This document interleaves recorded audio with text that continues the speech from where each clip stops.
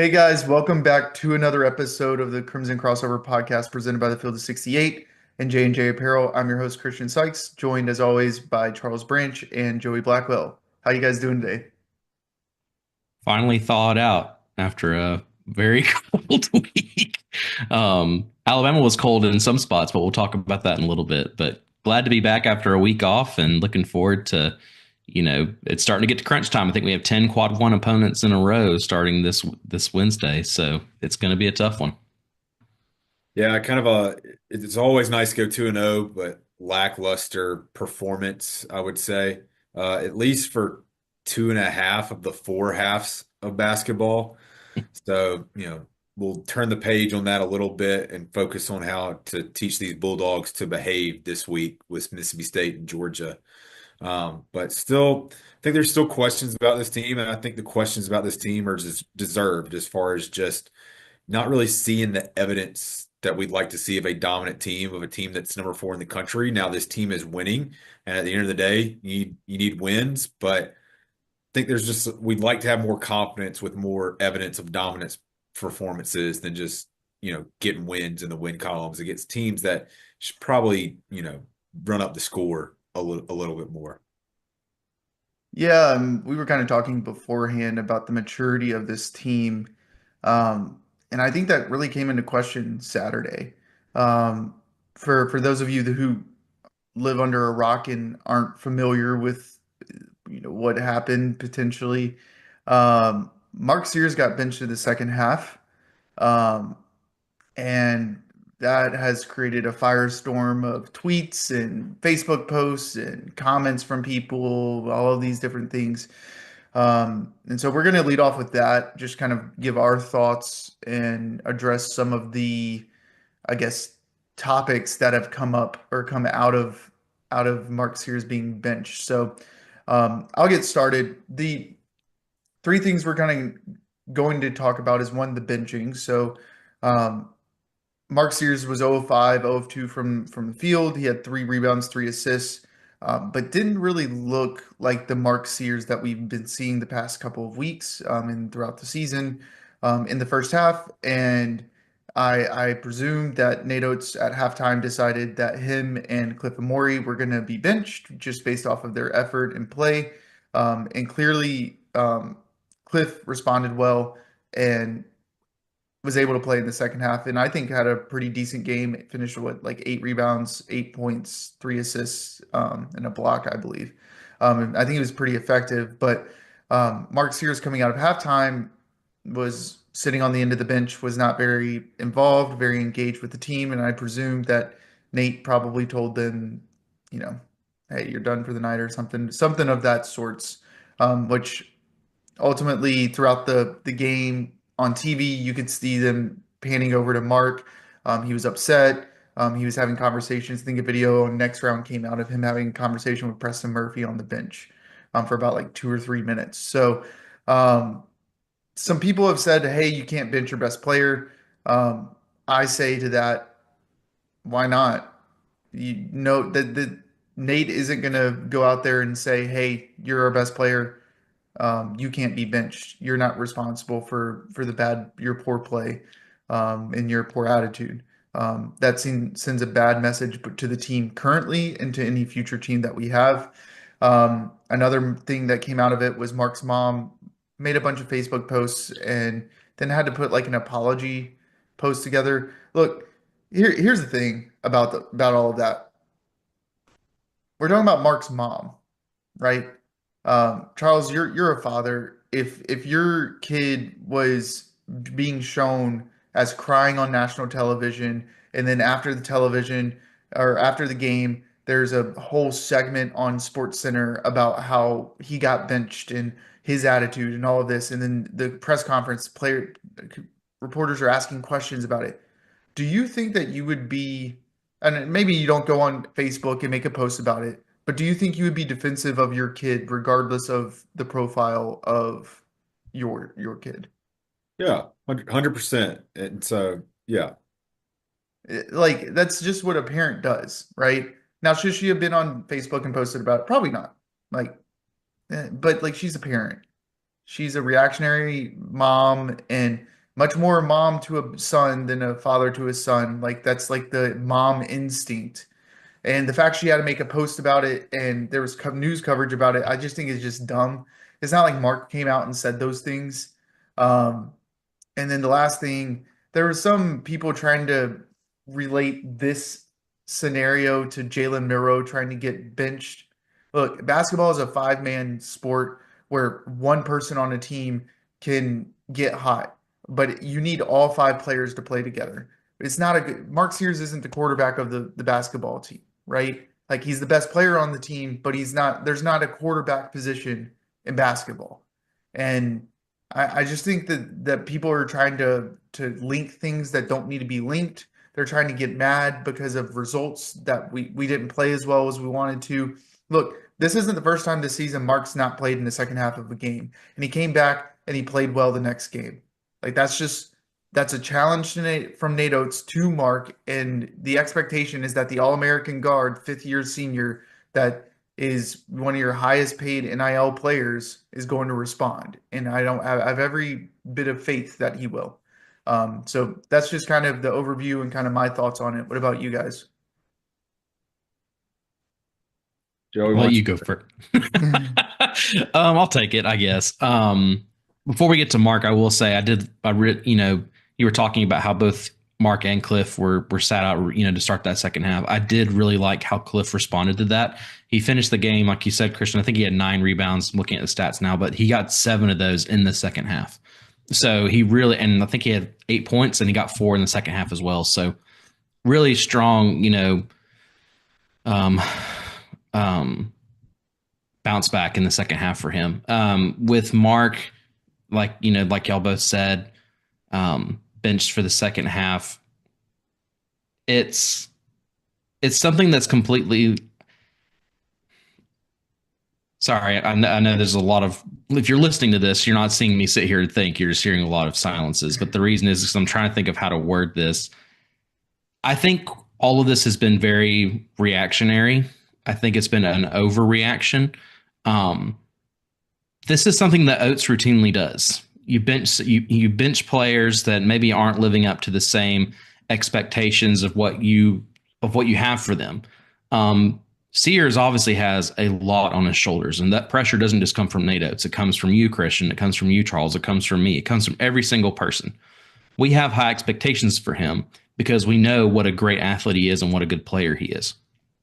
But it's more than just being able to shoot a 3 from the center court logo. It's also, it's also effort. That's a huge part of the blue collar mentality that Oates tries to instill in his players. And if you're affected on the court to where, he was 0 for 5 from the floor the first half, you also start to see his effort go down. We also don't know what happened in the locker room at halftime. I'm sure we've all heard some stuff that happened, but we weren't there. So for somebody to come out and say that, Sears shouldn't have been benched, I think that's ridiculous. I think that if you're a head coach, I think that sends a really strong message. Whether it's good or bad, that's up to how the players interpret it and what their maturity level is. But it sends a really strong message that it doesn't matter what name is on the back of your jersey. We have a certain, set of standards here. And if you're not playing to those standards, then you can sit on the bench. So I fully expect to see Mark come back. I was talking before we were recording here about, I think Mark is a really mature guy. I think he does take this, and I think he will use it as motivation. I think we will see him have a really solid, game this Wednesday. I know a lot of people were concerned, but the reason I think he's a mature guy is just because of what he's proven over the course of his time at Alabama. That's not just me. My hypothesis, my theory is also based in facts that we've seen from him over and over again. I think he's a very mature guy, but even the most mature people have slip ups from time to time and let emotion come through. Just because Mark had one bad night where he was upset on the bench doesn't mean that that's going to define his entire career. It was one night, and we should all stop talking about how, him crying on the bench, that shouldn't be his legacy. I know it won't be, but we should stop talking as if it's going to tarnish anything. that's really all I have to say about that. I think at when this season is over, Mark Sears will go down at worst a top three Alabama basketball player as far as play on the floor, where his teams have gotten to as far as number one overall seed in the NCAA tournament, a regular season championship, a regular a conference tournament championship, leading Alabama to its first double Final Four. There's obviously a lot ahead of us right now. He scored over 2,500 points in his career. One of the guys that really congratulated him on that was Nate Oates in his press conference after the Vanderbilt game. Mark Sears has put a lot of time, effort, blood, sweat, tears into this program, and I do believe he's going to be remembered for that when this season ends. Another guy who's put a lot of blood, sweat, tears into this program is Nate Oates. He's taken it from basically nothing to now a perennial power, not only in the SEC, but across the country.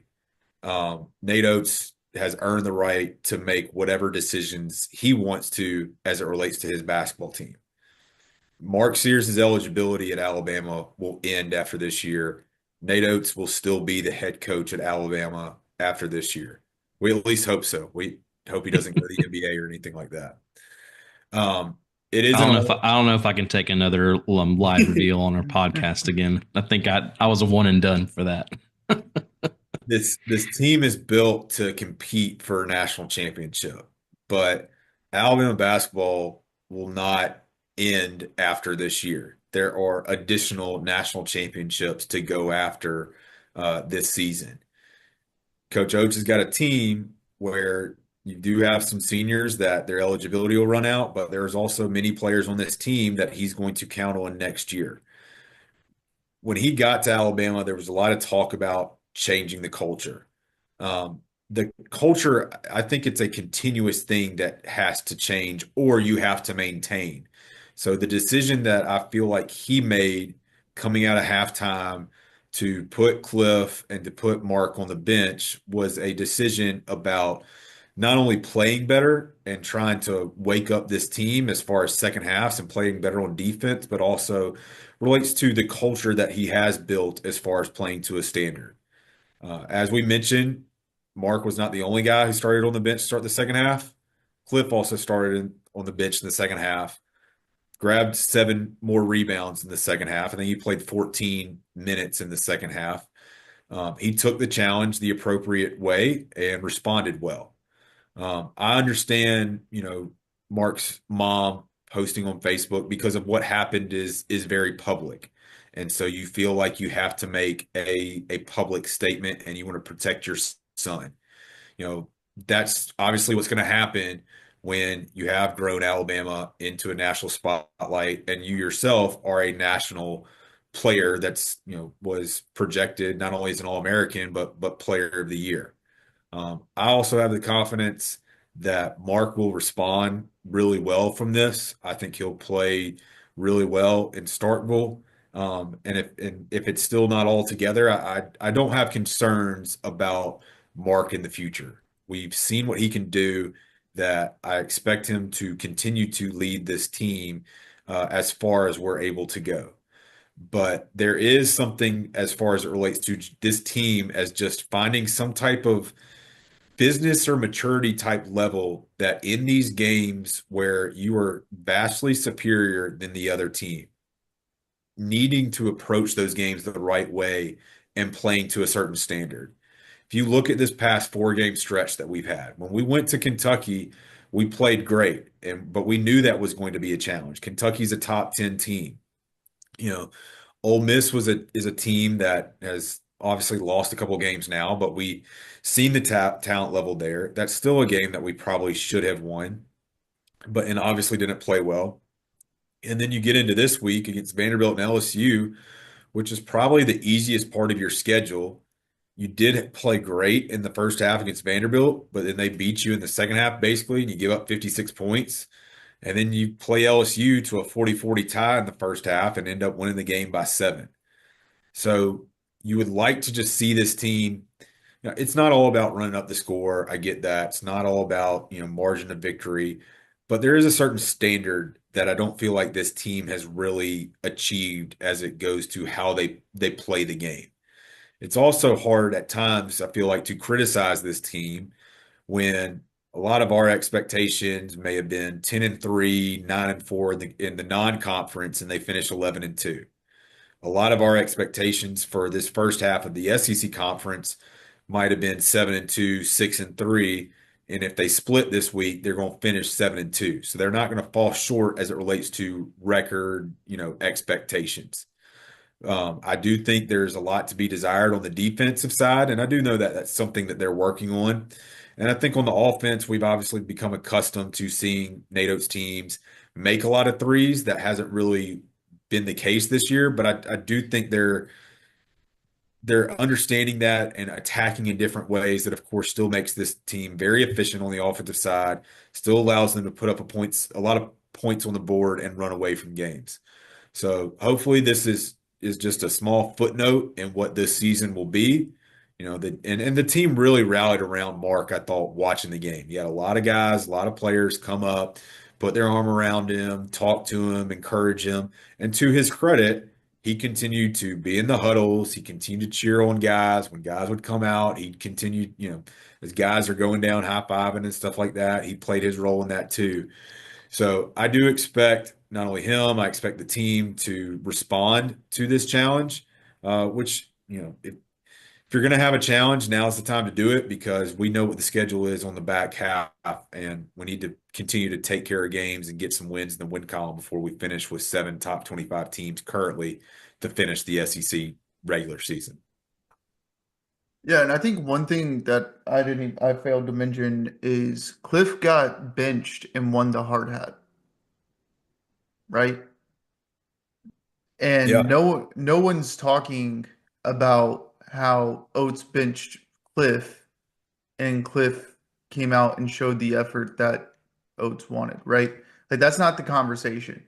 Like Cliff won the hard hat while playing poorly in the first half, being challenged by Nate Oates, and then came out and played to the standard that Nate wants them to play. And if you watch the hard hat video, the very first person to jump up and cheer and congratulate Nick and like do the whole like head tapping thing was Mark Sears. So it's not like could there be animosity? Sure. I don't think that that's the case between Nate Oates and Mark Sears and the Sears family and Nate. It's just a coach coaching a very good player to the standard that he knows that the player can be at. And it's up to that player to respond to it. And that's all it is. Whatever anyone else says, whatever Mark's mom says, that's not Mark Sears. That doesn't have an effect on the basketball team, right? It doesn't have an effect as a fan, you watching the game, what a parent says about a coach, about a player. I mean, heck, I can give you countless stories of players' parents saying things about coaching staffs, saying things about other players, all of these things. And guess what? Some of those things that happened, those teams accomplished really big things despite what the coaches despite what the players' parents were saying, right? I just think the whole thing just got blown out of proportion. I don't think that Sears' mom needs to apologize for being upset that her son was, I said it on Twitter, aired out on national TV. That's what it was. And people will, oh, you don't need to. Okay, sure. Yeah. She probably shouldn't have put it on Facebook. Great. Who cares? Who cares? So, anyway, that's all we're going to say on that. Going to the LSU game, I think the Mark Sears thing is a bigger or a small part of a larger issue with the Alabama team, which is lack of focus, lack of maturity on the court, and lack of intentionality with how they're playing the game when it comes to these lesser teams. LSU is a very athletic, very very in your face type of team where Alabama just did not respect them enough and it showed. And we've talked about this ad nauseum going into this SEC play where you can't let wins, you can't let losses affect your next game performance. And I think what ended up happening is Alabama came out well versus Vanderbilt and said, "Oh, we got this. We're good."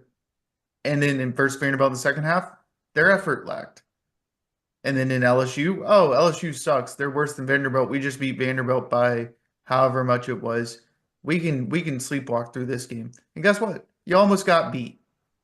So now you have a very difficult a team that you're going to in the hump versus Mississippi State, a very physical, very um, in your face team similar to LSU that is looking to make a big statement win at their place. And you just came off a lackluster performance versus LSU. So it's how you're going to respond. So for Alabama versus in this LSU game, I was very disappointed. Um, it's just not. I don't care if they make threes. I don't care if they make shots.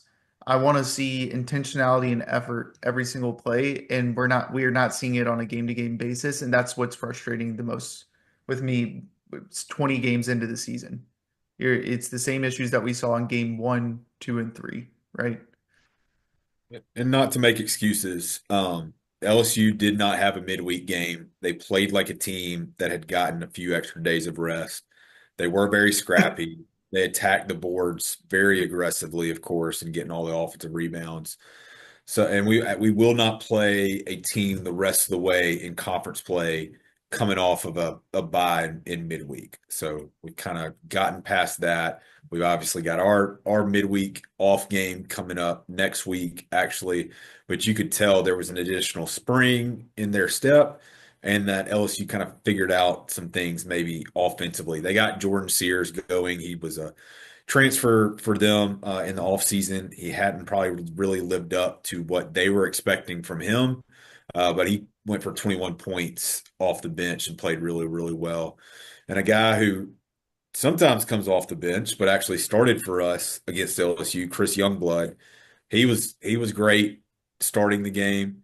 I think that is a position as far as starting that's probably more comfortable for him. I don't know if it's something going forward that he started over LeBaron because I think Coach Oates said on the before the game that LeBaron had gotten a little bit banged up in practice. So I don't know if a healthy LeBaron gets added to the lineup and maybe you see somebody else like a Jaron Stevenson come off the bench. I still contend that Jaron Stevenson is better coming off the bench, but I'm sitting here in my office in Birmingham, not sitting in the coach's chair in Tuscaloosa. But getting Chris Youngblood in the starting lineup, I do think was a benefit for this team and for Chris, and we'll be interested to see if that is continued, in these next couple games, and we actually get into a better rhythm in starting games with somebody like him inserted into the lineup. And Mo D also had a really good game too. Want to mention him real quick. And he finished the night with 14 points, 6 rebounds. I'm fairly confident that if Cliff hadn't won the hard hat for his second half performance, it probably would have been Mo D again. The dude just oozes effort and blue collar, and so wanted to give him a little quick shout out too. Mo D has really come about these past. I mean, he's once again kind of like Youngblood and everybody else. He's becoming the player that we all knew that he could be, and we're really have been seeing that for the past month or so. Just now that he's heated up offensively, he's added that to his defense, and I think his uptick in offense has improved his confidence on the defensive end of the floor as well. And so we're really seeing him hit his stride. I think Sears gets all the headlines for obvious reason. Cliff gets a lot of headlines for what he was, for what he was going to bring, with him to this team. But I think at the end of the day, Mo D is really the secret weapon on this team. He's a guy that's going to come out of nowhere and just rock your world. And so just wanted to give him a quick shout out in his effort. While the team in general has had its issues, Mo D is still peak Mo D right now. Yeah, it was definitely yet another Modi game. And if there's one additional stat that I could highlight, LeBaron Philon going 6 of 6 from the free throw line. He's typically been around a 67, 70% free throw shooter. He's a guy that should continue to get to the free throw line with how he plays, attacking the rim and being able to hang and take contact. So him going 6 of 6, I believe is huge for him and his confidence. And hopefully that's something he can continue to do, not only attacking the rim, but knocking down these free throws when he does get to the line. So, talking about going into the game on Wednesday night, which Charles, if you didn't know, the game's on Wednesday night. Um, what do you got for us as far as a preview is concerned? Just it, I've said it several times on the spaces. It's different looking at Mississippi State and just not having that dominant big as far as leading them in points or second in points and averaging, 10 plus rebounds or something like that. They still got a decent big in Keyshawn Murphy, who's actually from Birmingham, played at Ramsey High School. He's averaging 10 points and 7 rebounds, but just doesn't really strike. I don't feel like he strikes the fear in you like a Tolu Smith did. And I also feel like we as a team are probably a little bit better to defend the paint than what we have been in years past. But Mississippi State's obviously still got Josh Hubbard. He's averaging 16 points a game. He's shooting less than 40% from the field and about 35% from three. They got Claudell Harris, who's a transfer from Boston College, Riley Kugel, who's a transfer from Florida, RJ Melendez, a transfer from Georgia, Cam Matthews is still there. They've got several guys that average in double figures, and a lot of those guys actually do start for them. So what I feel like I've noticed in games that they've lost is their starters have done what they typically do as far as scoring the basketball, several guys getting double digits. But limiting their bench and not having somebody, go off from the bench or anything like that and getting a lot of bench points is where they typically struggled against Tennessee and Kentucky and Auburn in those SEC losses. It may actually be a benefit for us that this game is on Wednesday night at 8, because I do consider Humphrey Coliseum as a tough place to play. And obviously, with how Chris Jans coaches defense, they're going to be scrappy. They're going to get into you. It's going to be important for us to take care of the basketball. It's going to be important for us to defend and know our assignments and know, don't go under a screen, but go over a screen, even though they're still not a great 3-point shooting team, that you just don't give guys wide open looks and let them, get on the run or get the hump hyped and get it going. Um, this look, Mississippi State is a very good team. Chris James has done a phenomenal job there.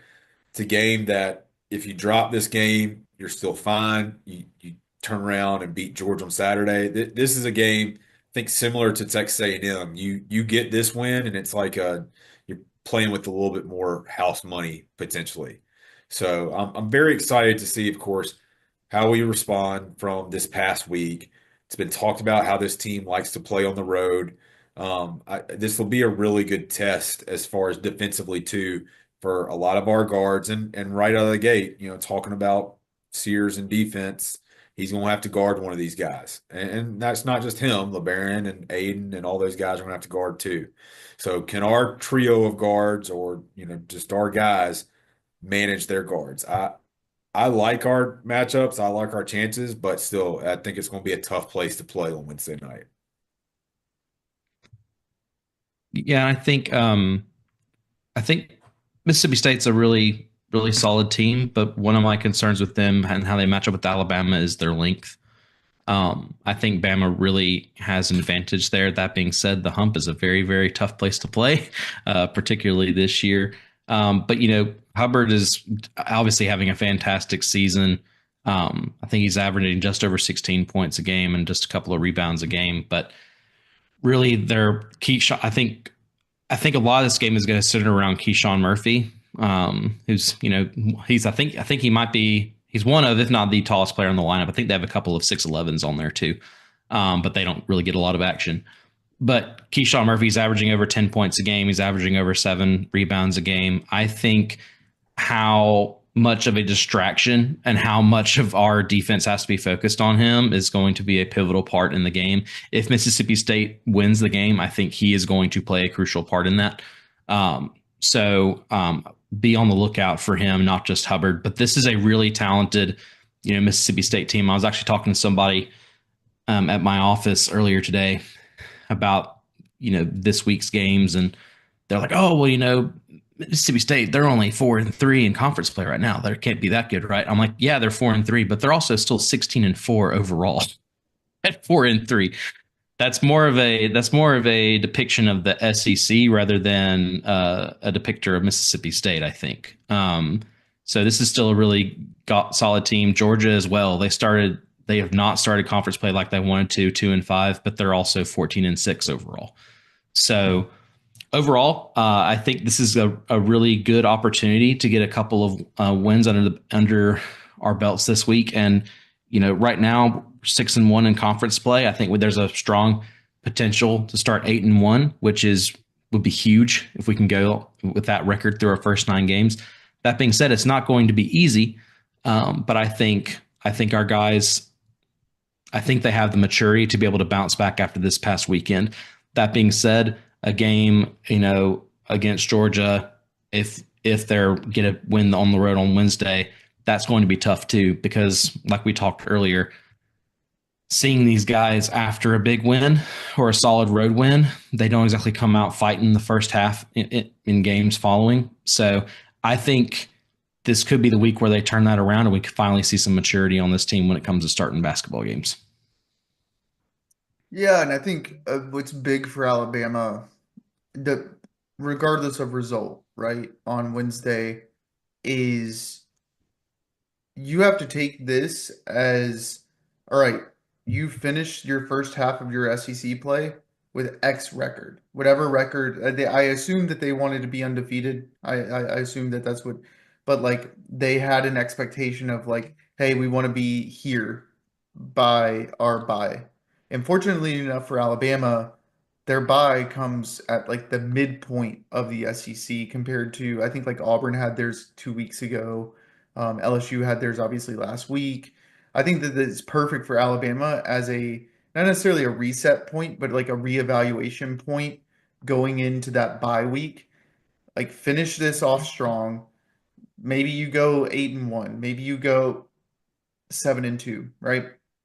Whatever the God, please don't go 6-3. That's all I'm begging for is not going 6-3. Um, but maybe you go 7-2, right? And then now you have a week to kind of reset and readjust. We're on the back half of the schedule, which I think like the Titus show took a screenshot of like the, Alabama's like February schedule. Every single team you play in February as of right now is ranked. Well, after you get through Arkansas Arkansas and and Texas. Texas. After those 2 games, every single team you play is ranked. And those Arkansas and Texas games are on the road. Yeah. So they won't be easy. And with talented players.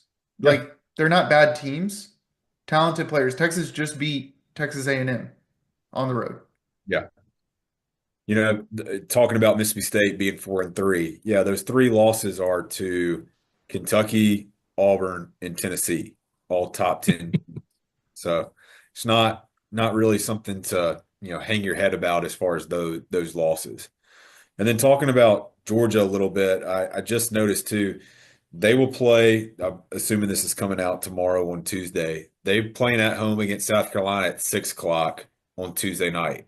So they get a full extra day of rest and get the early game where we've got the late game on Wednesday. Now we do have a 80-mile return trip to Tuscaloosa, so and shouldn't be too bad. But we just look at little things like that, especially with what I expect our game to be at Mississippi State. Still to be pretty physical, be pretty scrappy, just how Mississippi State's been and how Chris Jans has built that program. But I know Alabama fans should be pretty familiar with Asa Newell. He was a guy that we went after pretty hard, but went to Georgia. He's averaging about 15 points a game for them right now, and they've got some additional players like Silas Demery and Blue Crane and Tyron Lawrence. that continue to give them good minutes. And I think, Joey, you were right. They haven't really, started conference play like they wanted to, being 2-5. They did get off to a good start where they were 2-1, but then they ran into playing Tennessee and Auburn and Florida and all that. So it'll be an important. I mean, that's another one you got to show up. You got to be ready. They've lost. Georgia's lost the number in front of their name, but it's still a very good team that is projected right now to be in the NCAA tournament. You've got a coach in Mike White who's been around the SEC for a really long time. It's just be focused, understand your assignments, play with the max effort, one of the cornerstones and pillars of this program. Let's see that max effort from everybody for a full 40 minutes, not just 10, 20, 30 minutes, but a full 40 minutes, and get a big win at home. That's something that we haven't really had a whole lot of this year. We've had a lot of wins at home, but something that really gets the fans excited and, delivering kind of a knockout punch early on. Maybe Oklahoma, but that's really been about it this year. Well, and that Oklahoma game was a weird game where like Alabama just kind of gradually built the lead. It wasn't like a pop, you know what I'm saying? Where it's like you come out, pop them in the mouth. It was just like Oklahoma miss a shot, Alabama make a shot. Oklahoma make a shot, Alabama make a three. Then all of a sudden, Alabama's up 4 points, and then that's just kept on happening over the course of the game to where eventually Alabama grew like a 20-point lead. And but like it does feel like Coleman has yet to have a game where the crowd's just like going nuts. You talk about the Ole Miss game, like watching that on TV, the crowd wanted to just go on a run. Like you could feel it for even watching it on TV, you could feel the crowd just wanted the Alabama to go on a run. Just to and it just hasn't happened this season. It really hasn't. Um Yeah. They were trying to will the team to win that game. It just didn't really work out. yeah. Um I got a question for you guys. With all these new crimson jerseys that we've been pulling together this year, is our basketball team about to be like LSU in football, where we just have, we wear crimson no matter if we're playing home or away the rest Please of the no. way? Please no. No, Every Crimson I game at home, we always play poorly. Why are we? not only that, but it looked like a hot dog stand out there on the court with solid solid crimson jerseys and solid yellow. I've never been a fan of two darks, playing at the same time. I like it being, a lighter jersey and a darker jersey, but I don't know. LSU, I say that, but ironically, LSU is one of those teams where they wear white on the road and at home a lot, but still. I mean, playing LSU, should it be a hot dog stand or a corn dog stand? It's a corn dog We stand play when we in play Baton at Rouge. Baton Rouge. At Baton Rouge, it'll be a corn dog Yeah. stand. Gotcha. It'll be a what is it? A Nate dog? Is that what they call it, or whatever Oates' hot dog is? I don't remember. I feel like they've changed the name for that thing like three times. I'm just upset we didn't get Avery dogs back in the day. Um, but no, I mean, I think this week's important. I think this week is a very big tone setting week for how you want to set up the rest of the season. Um, and you come out of this, like Charles said, going on the road, back-to-back games to Arkansas, to Tennessee.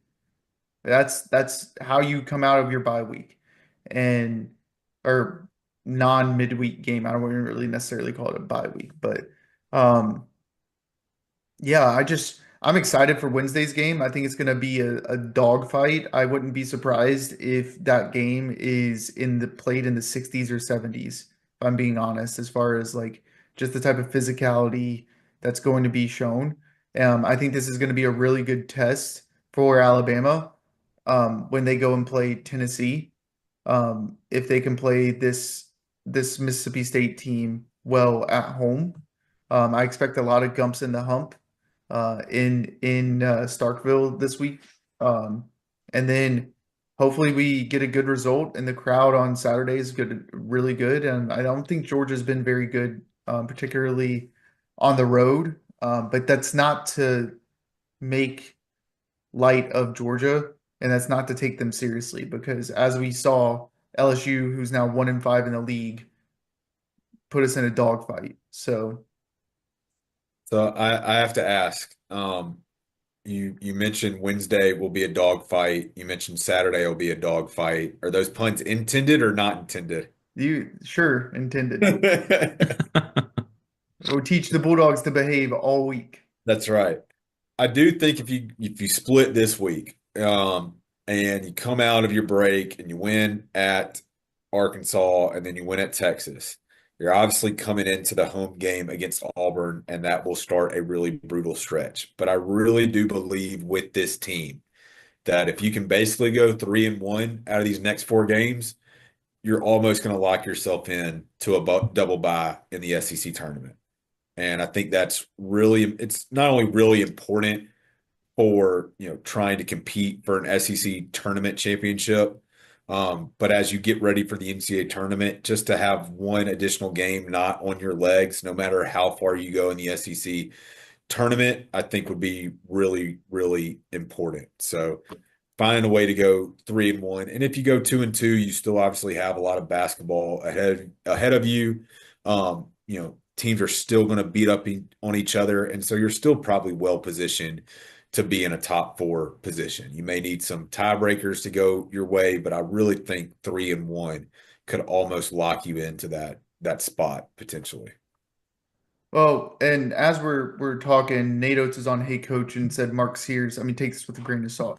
Had an unbelievable practice today. Again, take anything that Nate Oates says in a press conference. I love you, Nate, but brother, you said Jashawn Holt was the next John Petty, so take that with a grain of salt.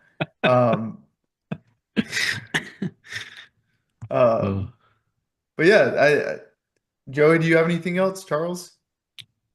no, I think we've said all we can say about a lot of topics tonight, but looking forward to these two games this week. I'll talk about the girls real quick. Tough loss Sunday at home against Vanderbilt. Vanderbilt's a really good team in the SEC this year, but it was an awesome return to the court for Sarah Ashley Barker. She scored 35 points. I actually looked at the ESPN bracketology for the women's, and Alabama's projected as a 4 seed, which means they would host the first and second round. They've got us in the Spokane regional. Would Of be course. really awesome to find a way to get into the Birmingham regional as well and just stay within the state for 4 games before they go to the Final Four. But I think they've got Kentucky this week, and I don't think it's Florida. We'll retweet it or something like that. But still doing awesome things. You know, putting a lot of good wins together, still really well positioned to make the NCAA tournament on the women's side. So if you get an opportunity to go out there and watch them, I highly recommend it. If you're in Tuscaloosa, if you're a student, go out and support them. They continue to do a great job representing the university. Absolutely. And please don't put them in Spokane. Or do, But because all roads to the Final Four That's go right. through Spokane, Washington. And one more thing, and I'll mention, and I hope I'm not stealing any of your thunder, Christian, as far as something you were going to mention. But I know the Weekly Joe Pod just released a preseason podcast, so give that a listen. The crew does a good job talking about Alabama baseball. Um, Basketball might be tougher this year than what baseball is, but we know what a gauntlet SEC baseball typically is, and then you're adding Texas and Oklahoma to that too. So give that a listen. I think they're something like 20 something days away from first pitch at the Joe. So wanted to make sure I mentioned that being out there for people. If you're not subscribed to the Weekly Joe, get it subscribed again. So that you can get new podcasts as they preview weekends and also recap, the series that we just would have gone through.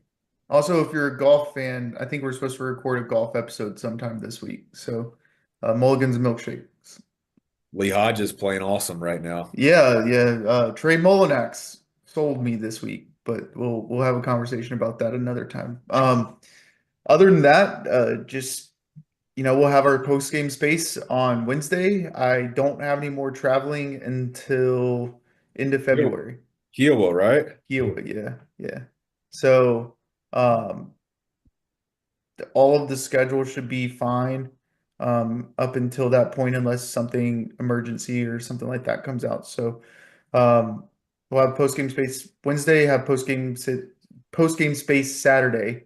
And then we're off next week as far as not the podcast, but midweek game, and we'll have a post game space on after Arkansas. So other than that, I think we're good to sign off. And we'll talk again soon. Roll Tide.